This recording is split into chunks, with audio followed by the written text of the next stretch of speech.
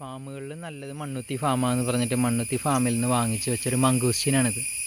മംഗൂസ്റ്റീൻ വയ്ക്കുമ്പോൾ എപ്പോഴും നല്ലത് നമുക്കറിയാവുന്ന പ്ലാന്റിൻ്റെ താഴെ കിട്ടിയ സീഡ് മുളപ്പിച്ച് വയ്ക്കുകയാണ് എന്തെങ്കിലും നല്ലത്. കാരണം മംഗൂസ്റ്റീൻ ഞാൻ കണ്ടതിൽ വെച്ച് ചില്ലകൾ കുറേ ആയിട്ട് പൊക്കത്തിൽ പോയി ഉണ്ടാകുന്ന മംഗൂസ്റ്റീൻ ഉണ്ട്. അത് വളരെ കുറച്ചേ ഉണ്ടാവുകയുള്ളൂ.